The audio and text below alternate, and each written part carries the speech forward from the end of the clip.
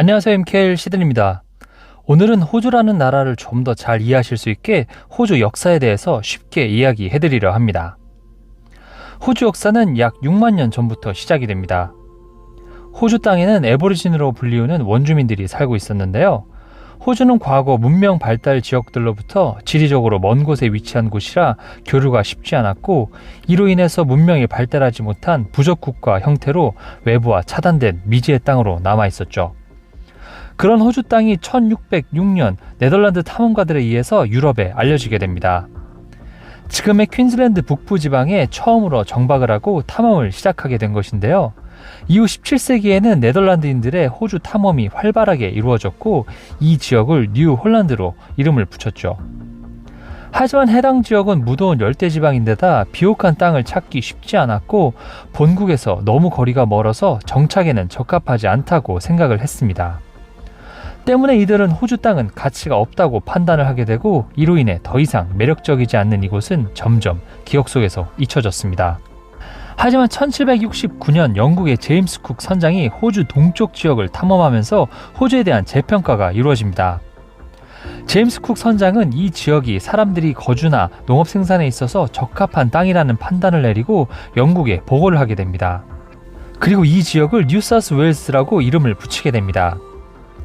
이때부터 호주는 하나의 대륙으로서 인정을 받게 되고, 이후 고대 그리스의 철학자들이 생각했던 상상 속의 남쪽 대륙인 테라 아우스트랄리스, 남쪽의 땅이라는 이름에서 유래된 오스트레일리아, 한자 약축으로는 호주라고 불리게 되었습니다. 당시 영국은 치안이 엉망이 되고 범죄자들이 폭증하면서 수용시설이 부족하게 됩니다.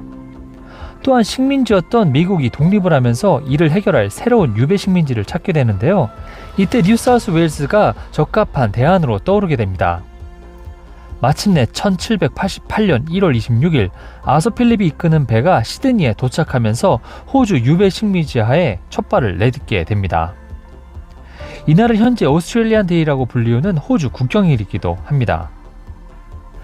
유배 식민지화를 시작하면서 가장 급선무는 농업지 개량을 통한 식량의 자급자족이었는데요. 본토에서 식량을 조달받기에는 너무나도 먼 거리였기 때문입니다. 하지만 당시 이주 인원의 농업 전문가가 적은 나머지 농업지 개량은 번번이 실패를 하게 되고, 식량 부족으로 인원들이 굶어 죽는 일까지 발생하게 됩니다. 또한 시드니 서쪽에 지금의 블루마운틴 산악지형이 가로막고 있어서 농사에 적합한 넓은 땅을 찾기가 쉽지 않았는데요. 마침내 이를 통과하는 길이 발견되면서 농사에 적합한 광활한 땅이 발견이 되고, 이를 발판 삼아 점점 개발지역을 넓혀가게 됩니다.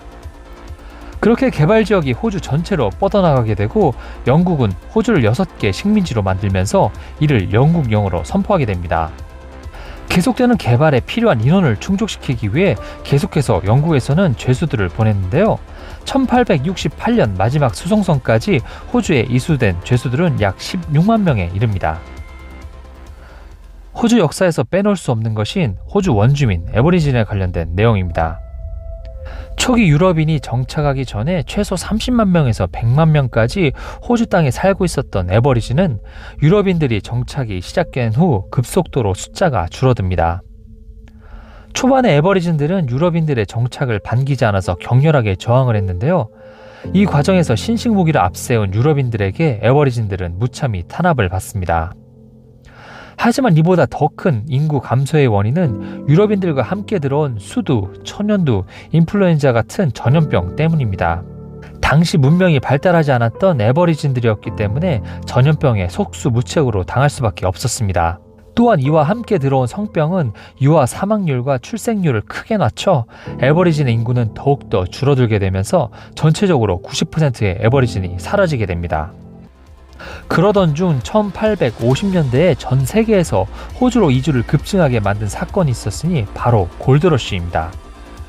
뉴사우스 웨일스와 빅토리아주 일부 지역에서 금이 발견된 것인데요. 호주 대륙은 풍화 침식작용이 활발하게 이루어지고 그동안 발견되지 않은 지역이었기 때문에 조금만 파도 금광 개발이 쉽게 이루어지는 경우가 많아 말 그대로 황금의 땅이었습니다. 1850년에 40만 명 수준이던 호주 인구는 10년 후에는 105만 명, 30년 후에는 223만 명으로 급증하게 됩니다. 또한 금강 산업과 함께 광활한 토지의 이점을 살려 양모 산업도 급격한 성장을 보여줬습니다. 이처럼 사람들이 모이기 시작하고 경제가 활성화되면서 6개의 식민지들 간에 그리고 본국인 영국과도 교역이 활발해집니다. 하지만 활성화되는 호주의 본국인 영국은 가중한 세금을 부과하면서 호주 이주민들의 불만은 심화가 되고 급격하게 인구를 유입하며 팽창하는 만큼 새로운 이민자들로 인해 사회 혼란이 심화됐습니다. 하지만 본국인 영국은 호주와 너무 멀었기 때문에 제대로 된 컨트롤을 하기가 힘들었고 더욱더 불만은 쌓여만 갔습니다. 여기에 독일이 북마리아나 제도를 사들이며 태평양 진출을 하면서 영국은 여러 가지로 압박을 받게 됩니다. 이러한 분위기 속에 현지 사정을 잘 아는 현지인들에게 통치를 맡기는 것이 좋다는 의견이 거세졌고 1900년에 6개의 식민지는 영연방의 자치령으로서 오스트레일리아 연방을 결성을 하고 각 식민지주는 연방주로 새 출발을 하게 됩니다. 오스트레일리아 수도 준주 캔버라도 이때부터 지정이 되게 됩니다. 하지만 이때까지만 해도 호주는 영국의 지배령으로서 두 나라는 한 나라라는 인식이 강했습니다. 영국 정부가 임명하는 총독이 오스트레일리아를 통치하는 정치구조였고 법적으로 호주 국민들도 영국 국적의 국민들의 일부였습니다. 하지만 이런 생각은 호주가 제1차 세계대전에 참전하면서 바뀌게 됩니다. 호주 뉴질랜드 연합군인 안자군은 약 40만 명이 참전을 했는데 이 중 6만 명이 전사를 했고 15만 명이 부상을 입게 됩니다.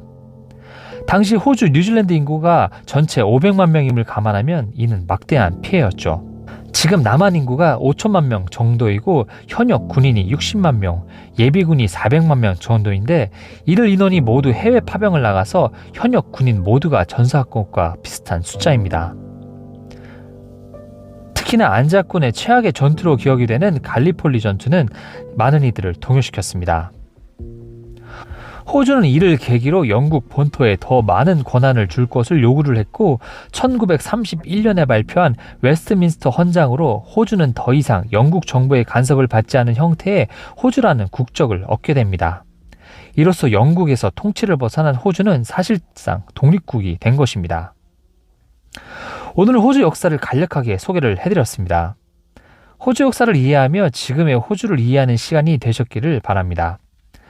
오늘 영상은 여기까지고 다음에 좀 더 알찬 영상으로 찾아뵙겠습니다.